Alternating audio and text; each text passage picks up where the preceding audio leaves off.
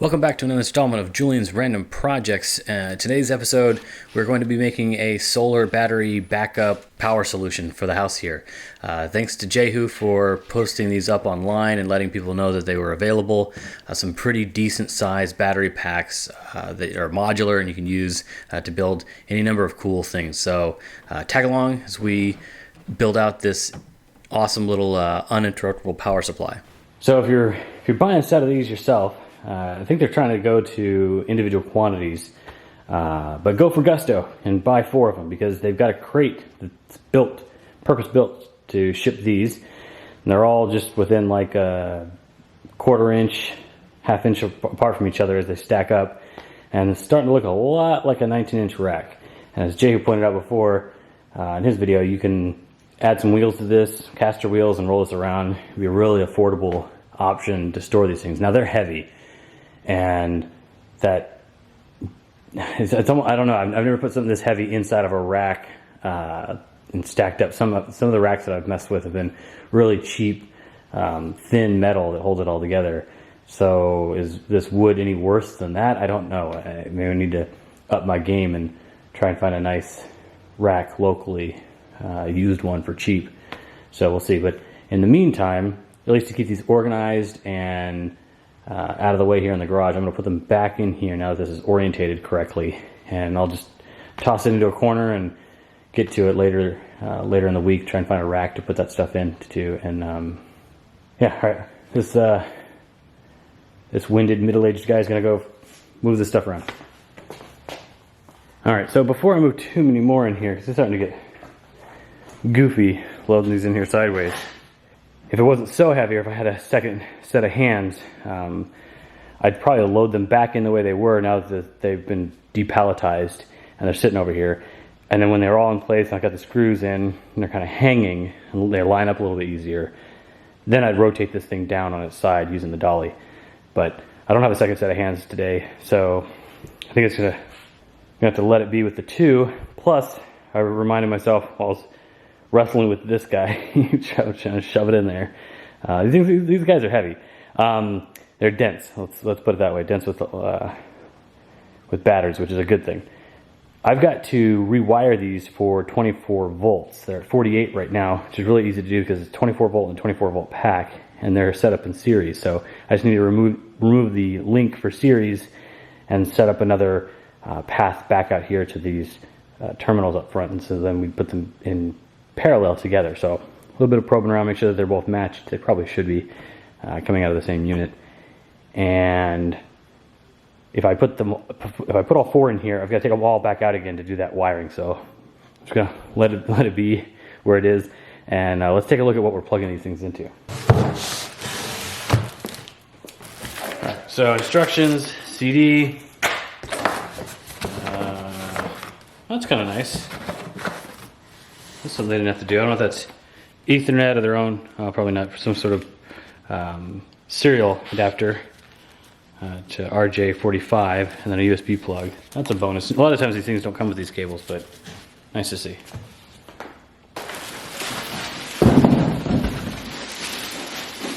That's right, it's one of the mean green machines here, straight from China. You love them, I love them. Those powerful and industrious people.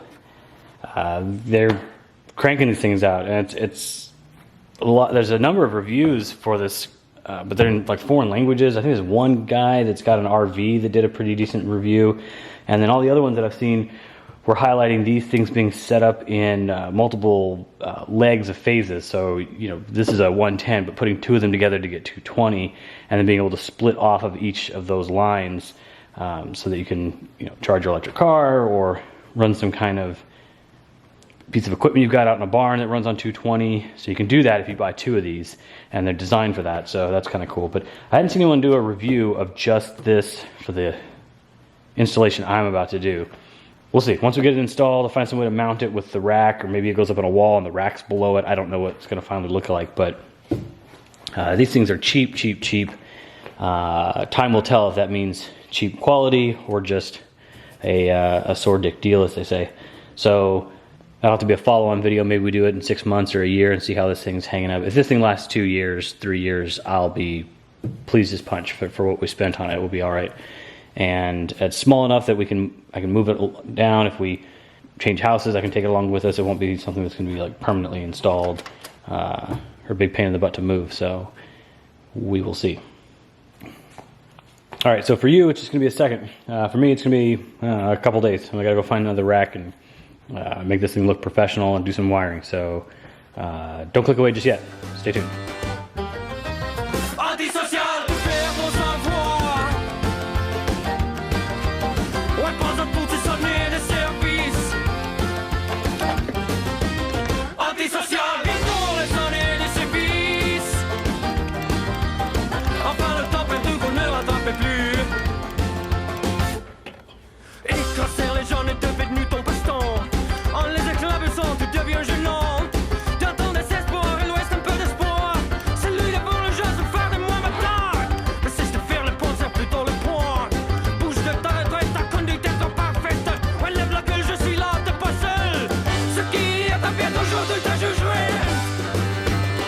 All right, so why all the trouble? Partly because I've tried loading these things up, especially some of the top ones there, and to hold them horizontally and then shuffle them into this wood crate, it's not ideal. There's not metal guide rails for them to slide on like a normal rack would have, a 19-inch rack. So dropping them in place sort of vertically, securing them in place with some wood screws, it's really not some decently long and hefty wood screws is how they are now. And I've got 2 in. 3 is gonna probably be too heavy to be tilting this thing around, so I'm doing 2. Ultimately, I only have plans to put 3 in here. More on that later. So if I completely empty this, I could pick it up and tilt it just with my hands, it'd be fine. But then I wouldn't be able to slide them in like I said earlier. So I'm also too prideful / impatient to go ask for a buddy to give me a hand here. So we might as well have the engine hoist earn its keep here. Haven't used that in a while. So let's see how we do. Let's see if these wood screws hold up.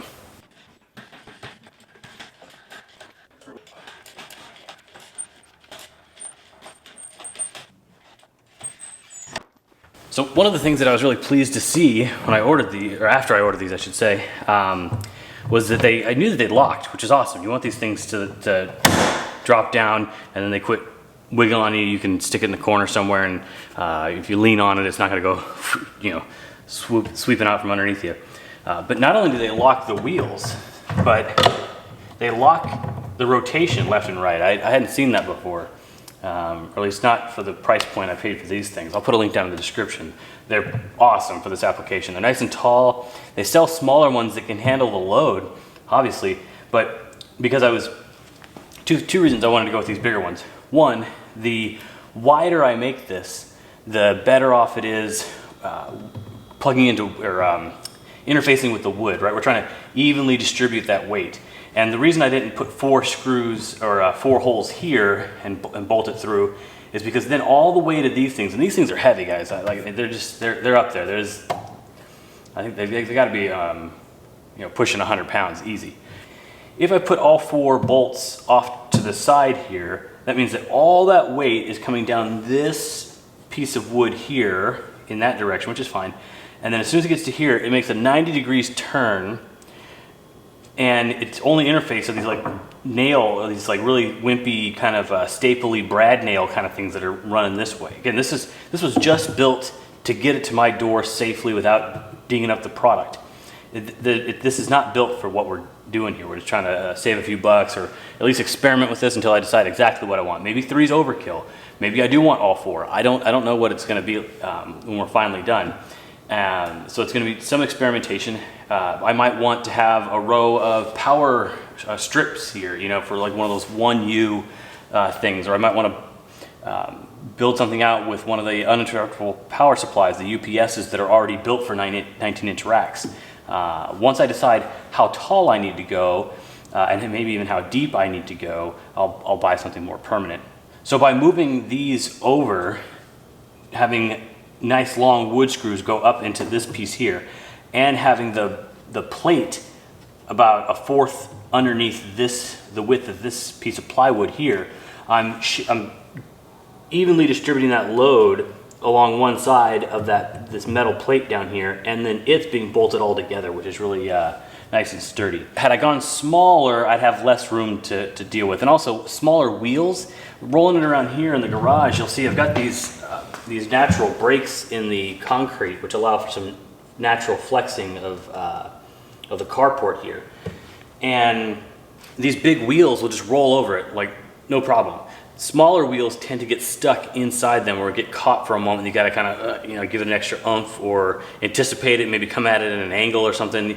This takes away a lot of that thought. And then we might, after I get this thing sanded down, take some of the rough edges off the corners here and maybe put a cover on it. I don't know. We might want to drill some holes to let these fans move some air through here. But my wife might need to move this around in the garage or any other family member, and if the power goes out, like reposition it or something like that. I'm not sure.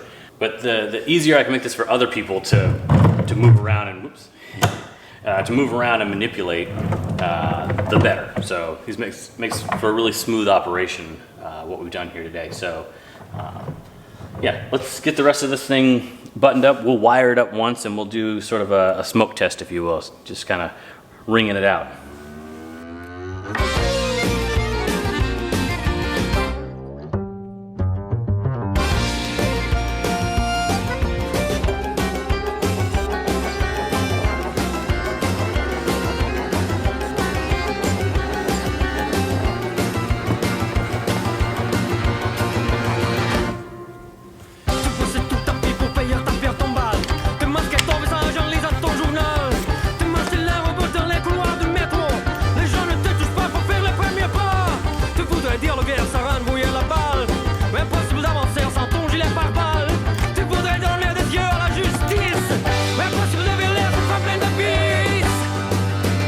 Alright, as you can tell, yeah, I didn't fuck that up. I don't know how badly yet. We're about to find out.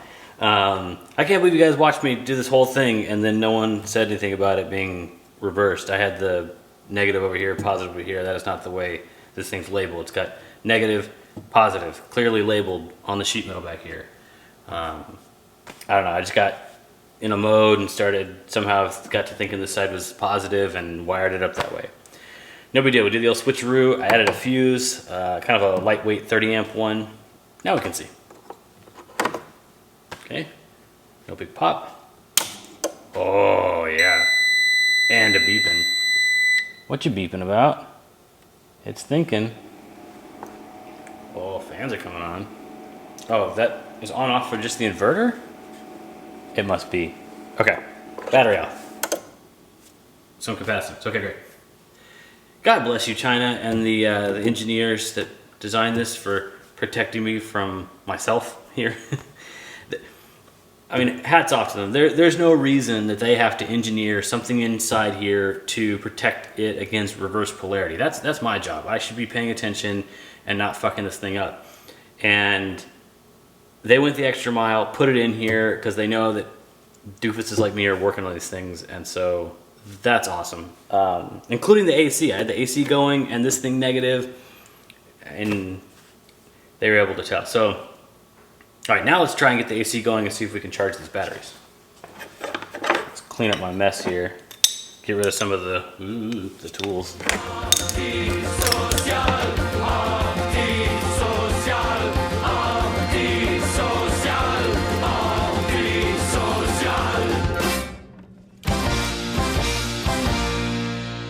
All right, for some of you might have noticed earlier, these were the bus bars that were creating 48 volts by linking our two battery packs in series. And wouldn't you know it, they ended up fitting in here just perfectly. It's surely designed that way for some reason. Someone had the foresight to make these the same width as the terminals here. Now it's not the same distance. You can't start tying these together. It's real close. Or you might be able to do this and then a, well, I think they're called NHL fuses. The fuses, the automotive type fuse you saw me using up top. And it's, actually I've already messed around with it. That is the perfect size to go from this to that. So you can fuse between between packs. That might be useful for somebody. I don't know, like a high current application and you don't want to put too much on these things, or one battery shorts out, it would pop that fuse, I reckon. So definitely play around with those. As you can see, I repurposed mine. Was bolted into here, and I popped it out the top through the wood, and then bent it at a 90-degree angle, and then connected it right into the lug for this power switch here. So now I didn't have to run an extra cable, and kept it really nice and neat looking over here. And aside from getting it backwards and reversing the polarity here of the battery pack when we first plugged it in, I think we ended up pretty decent with the cable placement. So the only thing that's left to do is to get a proper breaker or a nice fuse here. This is just temporary as I'm experimenting with this thing. And then I've got to get a cover. I'm thinking of doing some standoffs here, and then to let some air in, and then maybe a piece of plexiglass, or hell, maybe just the same wood pallet, or the wood lid that came with this thing in shipping, and just put it in a corner and let it be ugly. I don't know.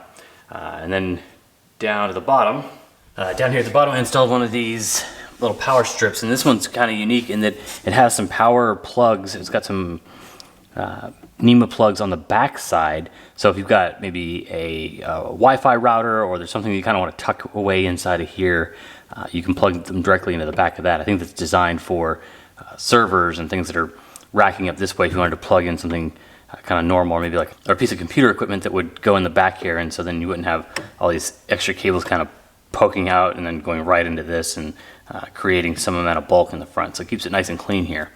It also provides a place to plug in for folks that aren't as familiar with the system. They'll recognize these, and they'll know what's up. So let's give this thing its inaugural boot up and self-test.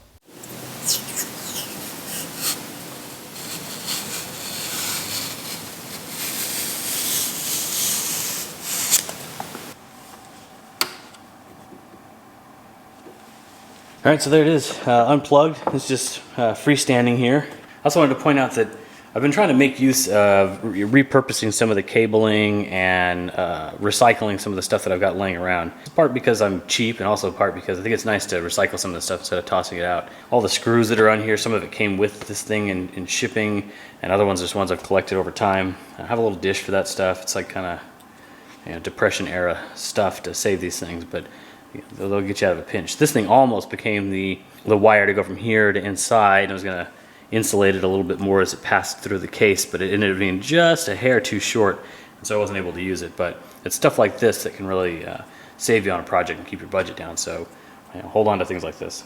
If you guys will subscribe, you'll be able to stick around and catch the next one where we do some kind of a load test, or run this in and have it powering a refrigerator, maybe some lights in the kitchen, that kind of a thing.